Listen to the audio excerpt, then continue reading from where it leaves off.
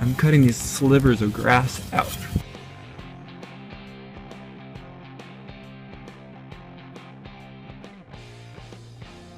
I ripped out all the grass from where my hole's going to be.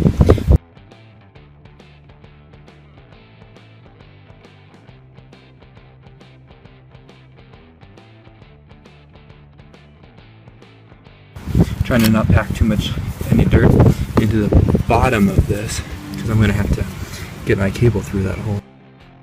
I like to have an extra piece of wood lying around. Tarp works great too. When you're digging a hole, you don't want all that dirt on your lawn. It'll be a pain to clean up later. Here's my hole.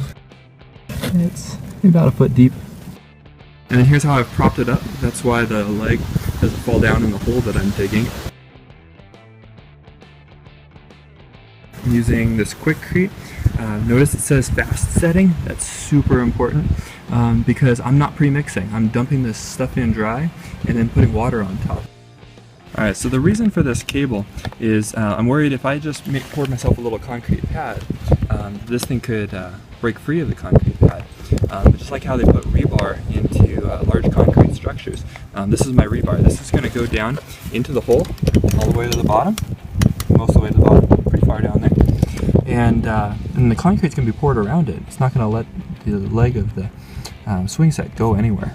I'm going to have to hold it down with a stick while I pour concrete around it. My swing set comes with a hole drilled across the bottom of each one of the legs, so I didn't have to drill that, but it's probably not that big of a deal if you have to drill it.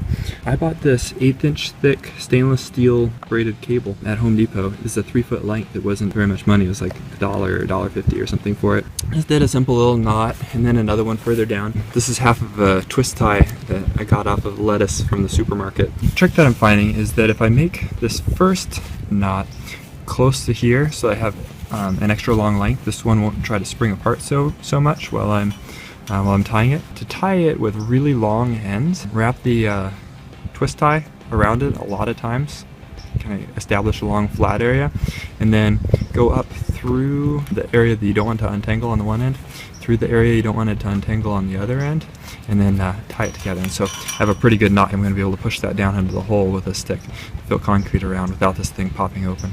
I'm going to have to hold it down with a stick while I pour concrete around it. Here's my stick, just something my dog's been playing with. There we go. Alright, I've been using 2 hands up till now, one holding the stick down and one scraping the concrete in the hole. I might not get too much on my lawn.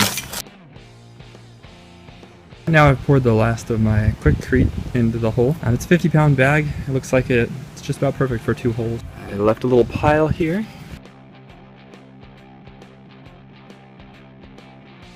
I have the stick in there to hold down my little rebar cable. So now I'm going to wiggle it out. I want my cable to stay down. I always use gloves when I'm working with concrete. I'm going to add water really slowly because I don't want to wash it all away. The instructions say to add when you're doing it this way, where you pour it in dry and then add the water after the fact. That 50-pound bag takes about a gallon of water. So this is half a bag. It should be half a gallon of water. But I'm wondering if my ground is maybe going to absorb some of the water. So I'm going to probably give it a couple of gallons. I want to make sure the ground is nice and soggy all the way around it. Still kind of forming right now. That's wet concrete.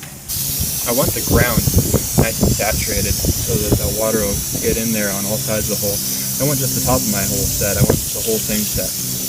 I want it to be one big old chunk of concrete. I get the impression that if it doesn't all set at once, it'll still eventually all cure into a single block because the quick setting concrete uses different type of setting agent than the slow setting stuff. So even if it doesn't cure all at once, that's all right.